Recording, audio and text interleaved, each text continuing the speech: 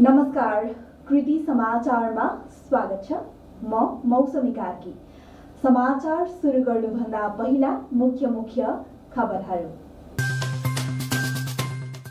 धरान 18 को new Kantipur hotel and guest हाउसमा मृत भेटिएकी महिलाको हत्या आरोपमा पक्राउ परेकालाई सार्वजनिक। पक्राउ पर्नेमा दिनेश राणा मगर। आफ्नो पार्टीको नेतृत्वको सरकारले संसदमा टेबल गरेको एमसीसी सभामुखले रोकेको र अहिले प्रश्न उठेपछि टेबल गरेको नेकपा एमालेका महासचिव शंकर पोखरेलको आरोप। एमसीसी प्रकरणमा कूटनीतिक अपरिपक्वता देखिएको भनाई। विभिन्न संस्थामा आबद्ध धरानकी व्यवसायी सुनिता केसी राई आफ्नै घरको कोठामा मृत फेला झुलिएको अवस्थामा फेला परेकाले आत्महत्या गरेको प्रहरीको अनुमान। वन पैदावार ओसार पोसार मुद्दामा फरार अभियुक्तलाई झापा प्रहरीद्वारा पक्राउ पर्नेमा अर्जुन धाराका गजेन्द्र राई। परिवर्तनका लागि सामाजिक अभियानले वडा स्तरमा सुरु गरेको सामाजिक स्वास्थ्य क्लिनिक यसपटक धरान 2 मा ओडाका 77 जनाले लिए सेवा। र धरान 16 को सियोन स्कुलले सियोन 3x3 अन्तर्विद्यालय महिला पुरुष बास्केटबल प्रतियोगिता गर्ने। अब खबर विस्तारमा। धरान 18 को new Kantipur hotel and guest हाउसमा हत्या गरिएको अवस्थामा भेटिएकी महिलाको हत्यामा संलग्न युवालाई पक्राउ गरी प्रहरीले आज सार्वजनिक गरेको छ। पाँचथर घर भई सुनसरीको इटहरी बस्ती आएकी 38 वर्षीय सुमित्रा तामाङको हत्या आरोपमा धनकुटा पाखरीबास नगरपालिका 6 फलाटेका 24 वर्षीय जीवन राम भनिने दिनेश राणा मगरलाई सार्वजनिक गरिएको हो। इलाका प्रहरी कार्यालय धरानले पत्रकार सम्मेलन गर्दै घटना भएको 5 दिनपछि सार्वजनिक गरेको हो। यी प्रकार धरानका डीएसपी नरेन्द्र कुवरका अनुसार धनकुटा 11 छतर जोरपाट स्थित ससुराली घरबाट पक्राउ गरी धरान ल्याइएको हो। उनलाई जिल्ला अदालत सुनसरीबाट म्याद थप गरी अनुसन्धान अगाडि बढाइएको हो। पाँचथर मिकलाजुङ गाउँपालिका 1 तामाङ मंगलबार मृत भेटिएकी थिए। नेकपा एमालेका महासचिव शंकर पोखरेलले आफ्नो पार्टीको नेतृत्वको सरकारले संसदमा टेबल गरेको एमसीसी सभामुखले रोकेको र अहिले प्रश्न उठेपछि टेबल गरेको आरोप लगाउनु भएको छ। प्रेस चौतारी नेपाल धनकुटाले आयोजना गरेको पत्रकार सम्मेलनमा बोल्दै महासचिव पोखरेलले सरकारको एमसीसी प्रकरणमा कूटनीतिक अपरिपक्वता देखिएको बताउनु भएको हो। एमसीसी प्रकरणमा प्रधानमन्त्री शेरबहादुर देउबा र नेकपा माओवादी केन्द्रका अध्यक्ष पुष्पकमल दाहाल प्रचण्डले पत्रचार गरेको विषय केटाकेटीपन रहेको आरोप लगाए। उहाँले संसदबाट पारित भएको एमसीसी राष्ट्रिय हितका पक्षमा कार्यान्वयन हुनुपर्ने बताउनु भयो। खास गरी एमसीसी प्रकरणमा सत्ता गठबन्धन जुन प्रकारको नाटकीय विभाजन तर्फ थियो त्यसलाई हामीले चाहिँ प्रतिपक्षको रूपमा चाहिँ हामीले 3वटा कुरा गरेका थियौँ। पहिलो कुरा सरकार अविच्छिन्न उत्तराधिकार संस्था हो। अघिल्लो सरकारले गरेका कामहरूलाई बिना कुनै कारण अरू पछिल्लो सरकारले रोक्न मिल्दैन भन्ने अर्थमा हामीले चाहिँ एमसीसीलाई संसदमा टेबल गर्ने काम गरेका थियौँ। हाम्रो मान्यता के थियो भने पास गर्ने फेल गर्ने अधिकार संसदको हो, सभामुखले त्यसलाई रोक्न मिल्दैन भन्ने खालको कुरा गरेका थियौँ। आज हामी त्यो मान्यतालाई पुष्टि गर्न सफल भएका छौँ। एक अर्को प्रसङ्गमा महासचिव पोखरेलले सरकार निर्वाचनबाट भाग्न खोजेको बताउँदै तोकिएको मिति वैशाख 30 गते नै हुनुपर्ने र समयमै प्रदेश र संघीय चुनाव हुनुपर्ने बताउनु भयो। उहाँले आउने निर्वाचन एमालेलाई दही चिउरा खाए भन्दा सजिलो हुने बताउनु भयो। विभिन्न संस्थामा आबद्ध धरानकी व्यवसायी सुनिता केसी राई आफ्नै घरको कोठामा मृत फेला परेकी छन्। इलाका प्रहरी कार्यालय धरानका अनुसार आफ्नै घरको कोठामा झुलिएको अवस्थामा मृत भेटिएकी हुन्।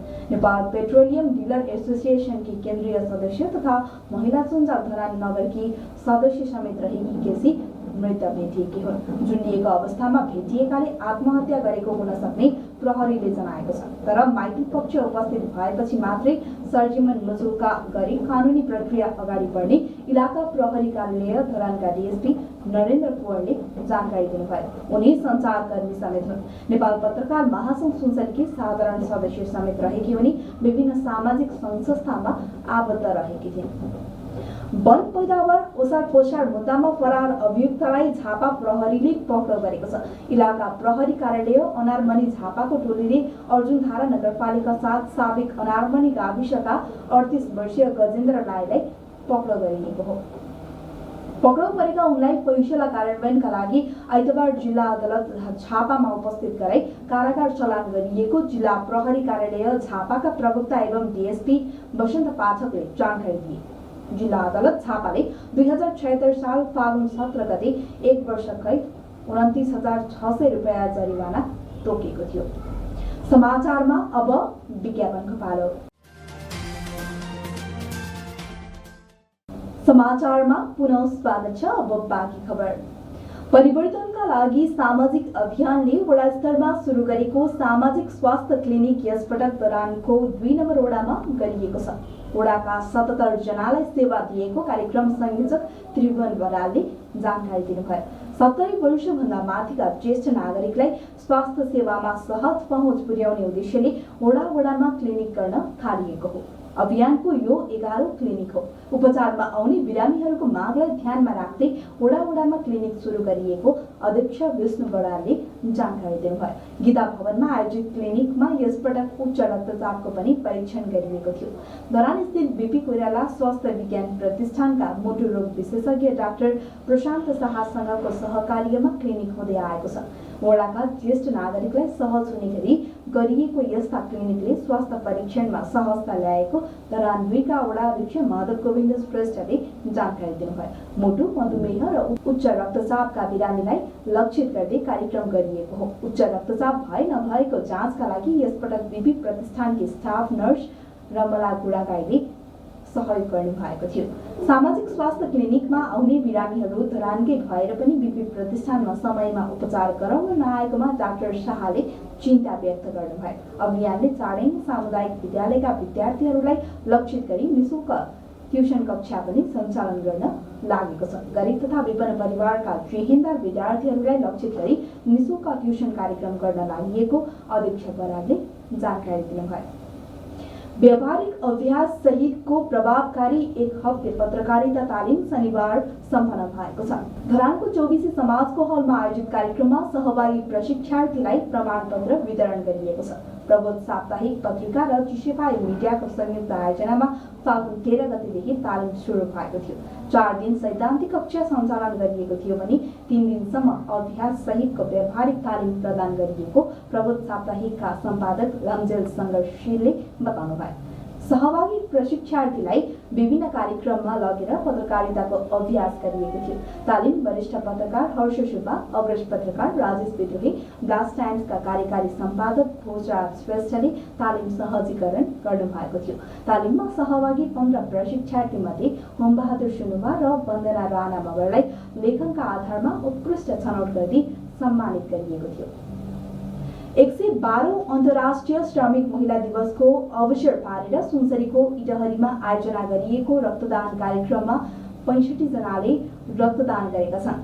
संयुक्त महिला समूहको आयोजनामा रक्तदान कार्यक्रम गरिएको हो।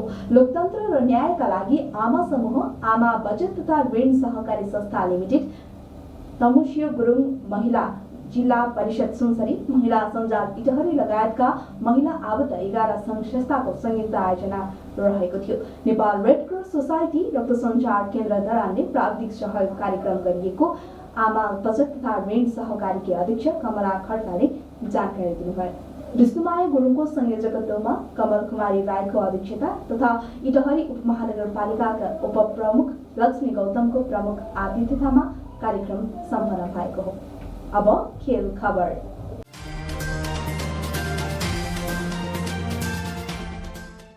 धरान 16 को सियोन स्कुलले सियोन 3x3 अन्तर्विद्यालय महिला पुरुष बास्केटबल प्रतियोगिता गर्ने भएको छ। फागुन 24 गते प्रतियोगिता गर्ने स्कुलले आइतबार पत्रकार सम्मेलन गरी जानकारी दिएको हो। धरानका विभिन्न विद्यालयका महिलामा 8 टिम, पुरुषमा 15 टिम सहभागी हुने जनाइएको छ। स्कुलका प्राचार्य सञ्जीव पान्तवाका अनुसार सियोन, होलील्यान्ड, समिट, प्रहरी स्कुल, युएन, डिपो, सगरमाथा र तरहरका विद्यालयहरू सहभागी बन्ने भएका छन्। प्रतियोगितामा विजेता तथा उपविजेतालाई ट्रफी, मेडल र प्रमाणपत्र वितरण गरिने जनाइएको छ। त्यस्तै उत्कृष्ट खेलाडी र उदयमान खेलाडीलाई पनि ट्रफी र प्रमाणपत्र दिने भएको छ। फाइनल खेलका दिन 3 पोइन्ट प्रतिस्पर्धा गरिने भएको छ। 3 पोइन्टका विजेताले नगद 1000 रुपैयाँ सहित ट्रफी दिने भएको छ। धरान बास्केटबल संघको प्राविधिक सहयोगमा कार्यक्रम हुने भएको हो। अब कला र मनोरञ्जन।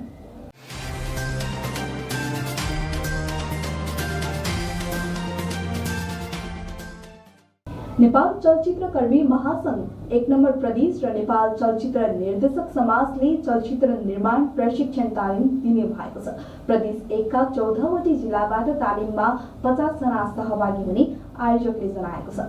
चलचित्र छायाङ्कन प्रति आकर्षण ल्याउनका लागि तालिम आयोजना गर्न लागिएको अध्यक्ष अरुण कुमार प्रधानले जानकारी दिनुभयो। धरान 19 स्थित हरियाली सामुदायिक वनमा हुन लागेको तालिममा नेपाली चलचित्र क्षेत्रमा रहेका कलाकारहरूले तालिम दिन लागेका छन्।